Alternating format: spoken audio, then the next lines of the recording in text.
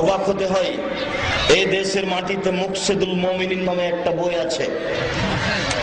মুকসিদুল মুমিনিন বইয়ের এক জায়গাতে লেখা আছে যে আল্লাহ তাআলা বলবেন বিচারের কাঠগড়াতে, এই শোনো, যত মহিলার নাম আছে ফাতেমা, ফাতেমা নামে যত মহিলা আছে শোনো, আমি আল্লাহর নবীর মেয়ে ফাতেমার উপরে খুশি হয়ে গেছি, এই জন্য তোমাদের উপরে খুশি হয়ে গেলাম, তোমরা জান্নাতে যাও। তাহলে আমরা আর আমাদের স্ত্রী এবং মেয়ের নাম ফাতেমা না রেখে করছি কি? যদি ফাতেমাতেই কাজ হয়, লিখা কথা। ফাজাইলে আমাল বইটার শতকরা 60% মিথ্যা কথা আমার দাবি।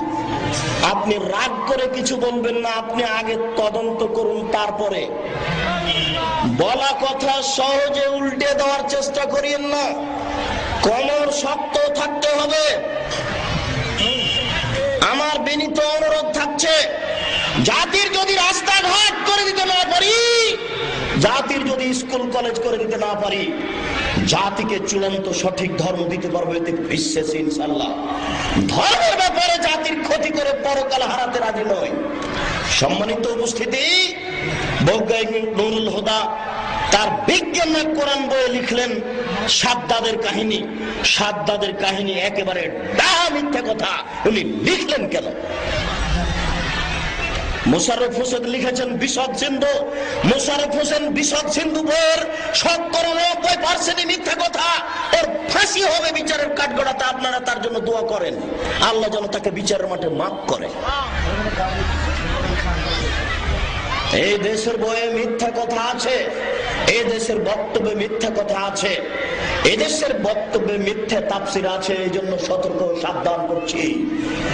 সম্মানিত উপস্থিতি, সাদ্দাদের কথার উপরে দুটা কথা বলে রাখছি। আজকে বইটা আছে কিনা আমি ছেলেরাকে জিজ্ঞাসা করিনি। বইটার নাম হচ্ছে তাফসীর কি মিথ্যা হতে পারে?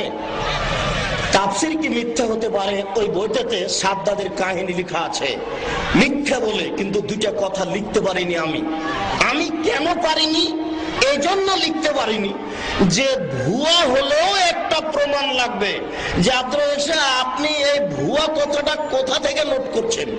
যদি আপনি ভুয়াটা প্রমাণ না দিতে পারেন, তাহলে আপনি কি বানালেন? আমি বানাইনি, আমি এক জায়গা থেকে নোট করেছি, এটার আমি প্রমাণ দিয়েছি। আমি নোট করেছি রুহুল মানি একটা তাফসীর, আল্লামা আলুসি বিস্তারিত লেখার পরে তিনি তা মিথ্যে বলে প্রমাণ করছেন। ওখানে আমি দুটা কথা নোট করতে পারিনি, যে দুটো আপনি জানেন। কি? মালাকুল মউত আজরাইল জীবনে 2 বার কেঁদেছেন। তার একটা হচ্ছে যে সাদ্দাদের মায়ের জান কবজের সময়, আর সাদ্দাদের নিজেরই জান কবজের সময়।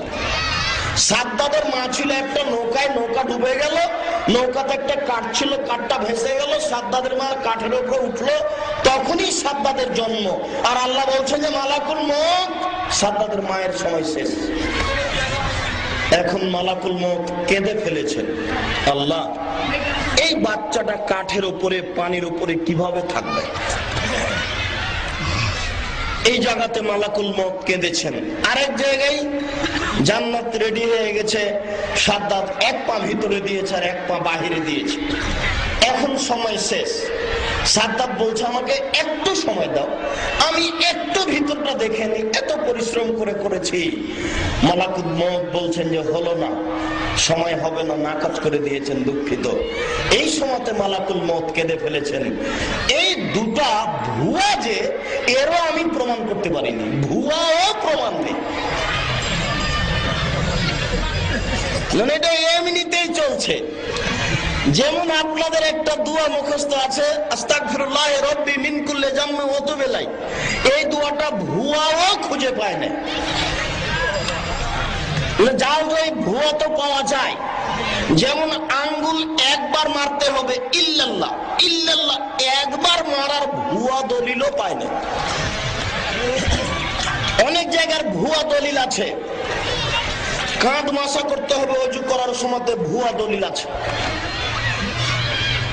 কোন মৌলানা কোন গ্রাম দিয়ে হেঁটে গেলে 40 দিন কবরের শাস্তি বন্ধ থাকে, তার ভুয়া দলিল আছে, জাল দলিল আছে। আল্লাহ তাআলা মুহাম্মদকে সৃষ্টি না করলে পৃথিবী সৃষ্টি করতেন না, জাল দলিল আছে, মানুষ বানানো। আল্লাহর নবী দেখলেন একটা হরিণ বাঁধা আছে, হরিণটা আল্লাহর নবীকে বলছে যে আল্লাহর নবী শিকারী আমাকে শিকার করেছে, একটু দয়া করে ছেড়ে দেবেন কি, ওখানে আমার বাচ্চারা আছে, আমি শেষবারের মতো দুধ পান করিয়ে আসি। তা আল্লাহর নবী বলছেন যে ঠিক আছে যাও। ছেড়ে দিয়ে এবার রশিটা রাসূল নিজের হাতে তুলে নিলেন। শিকারী এসে বলছে কি ব্যাপার, আপনি কেন, আমার হরিণ কই? থামেন, আপনার হরিণ বাচ্চাকে দুধ পান করাতে গেছে, আমি আসা পর্যন্ত আমি তার জিম্মেদারি। আশ্চর্য পাগল মানুষ, হরিণ আবার আসবে। তো হরিণ গেছে বাচ্চাকে দুধ পান করাতে। বাচ্চা তোমরা তাড়াতাড়ি দুধ পান করো। কেন মা? আমি আমার স্থানে মোহাম্মদকে বেঁধে রেখে এসেছি, কাজেই তোমরা তাড়াতাড়ি আমাকে ছেড়ে দাও। তো বাচ্চারা বলছে আল্লাহু সামাদ, আম্মা বলেন কি, আর নবীকে বেঁধে রেখে আমরা দুধ পান করবো, চলে না আমরাও যাই। একটি হরিণ বাঁধা ছিল গাছেরই তলায়, গাছেরই তলায়, একেবারে ডাহা মিথ্যা কথা। ছোটকালে বয়ে পড়েছিলেন, নবী যে রাস্তা দিয়ে হাঁটতেন সেই রাস্তায় একজন বুড়ি কাঁটা পুঁতে রাখতো। নবীর পায়ে কাঁটা ফুটলে নবী কষ্ট পেতেন, বুড়ি বড় খুশি হতো। একদিন নবী দেখলেন রাস্তায় কাঁটা নেই, নবী ভাবলেন বুড়ির কিছু হয়েছে। নবী বুড়ির বাড়ি গেলেন, দেখলেন সত্যি অসুস্থ, তিনি পরিচর্যা করলেন, বুড়ি ভালো হয়ে গেল। একেবারে ডাহা মিথ্যে কথা। লেখকের বিচার হবে, শিক্ষকের বিচার হবে, ছাত্রের বিচার হবে, খুব কঠিন কথা। সাধারণ মানুষের উপরে অপবাদ লাগালে মারতে হয় 80 লাঠি, আর নবীর উপরে অপবাদ লাগালে মারতে হয় 80 160 লাঠি। লেখক 160 লাঠির হকদার।